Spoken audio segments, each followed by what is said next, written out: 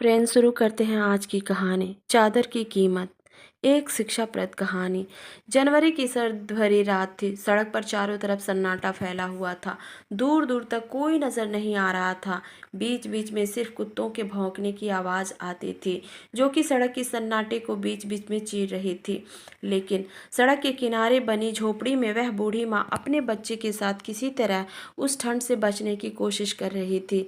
लेकिन फटी चादर और झोपड़ी में से आने वाली सर्द हवाएं उस माँ बेटे के जीवन की बार बार परीक्षा ले रही थी। वे दोनों जितना ठंड से बचने की कोशिश करते, ठंड उतनी ही बढ़ती जा रही थी, जिसके कारण उस बूढ़ी माँ से उसका बेटा बोलता है, माँ, क्या हम हमेशा ऐसे ही ठंड से कांपते रहेंगे? क्या हम लोगों के पास अपना पक्का घर और ओढ़ने के लिए चादर नहीं होगा क्या?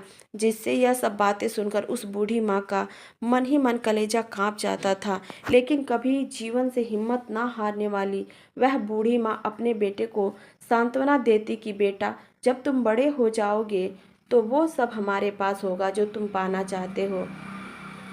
बस तुम अपने पैरों पर खड़ा हो जाओ और फिर तुम इतना कमाना कि चादर की कीमत तुम्हारी कमाई से कम लगे, जिससे आसानी से तुम अपने लिए चादर खरीद सकते हो।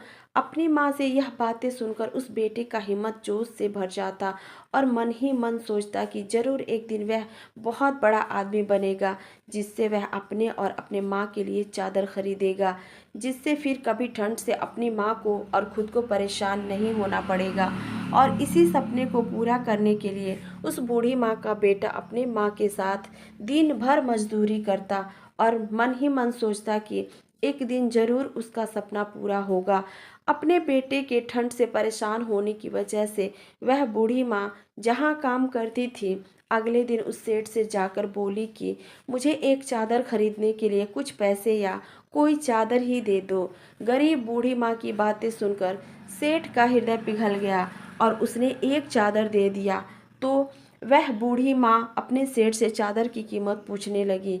तो सेठ बोला, जो तुम्हें ठीक लगे और जब तुम्हारे पास पैसे हो तब चादर की कीमत दे देना। यह बातें सुनकर वह बूढ़ी औरत मन ही मन अपने सेठ को आशीर्वाद दे रही थी और उसे ये भी चिंता रहती थी कि वह उस चादर की कीमत कैसे चुकाएगी।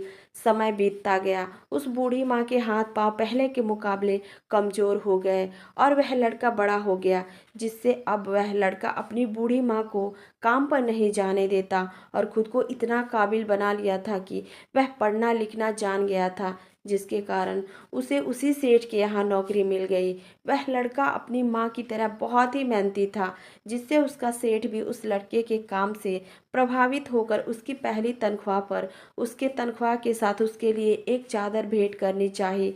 तो यह सुनकर उस लड़के की आंखें भर आई और वह अपने सेठ से बोला कि साहब, जो चादर देना चाहते हैं उसे मुझे ना देकर अगर मेरी माँ को भेंट करोगे तो शायद चादर की असली कीमत होगी, क्योंकि अगर आज जिस मुकाम पर मैं पहुँचा हूँ तो शायद इसमें मेरी माँ का ही हाथ है, और इसलिए इस चादर को मेरी माँ को भेंट करना। यह सब बातें सुनकर उस सेठ का हृदय गदगद हो उठा और बोला, ठीक है, अगर तुम्हारी सोच इतनी अच्छी है तो तुम्हारे माँ से मैं ज़रूर मिलूंगा।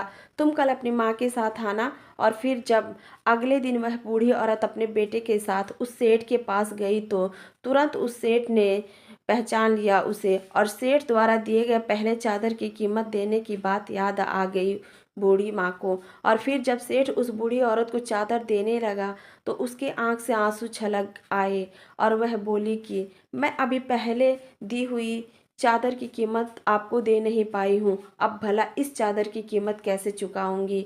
तो यह बातें सुनकर उस बूढ़ी औरत को तुरंत कहा कि मेरे दिए हुए पहले चादर की कीमत तो मुझे तुम्हारे होनहार बेटे के रूप में मिल गया है, जो कि शायद चादर की कीमत से कहीं ज़्यादा है।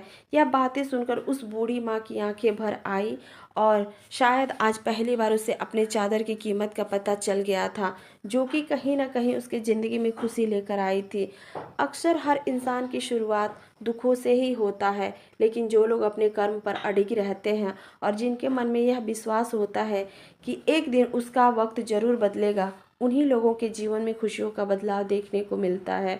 शायद जब हम अपने दुखों की हालत में होते हैं तो किसी चीज़ का वास्तविक मोल पता नहीं होता है, लेकिन उस दुख के पलों की कोई कीमत नहीं होती है, क्योंकि दुख में किया गया मदद हमेशा सुखों की ही नींव होती है।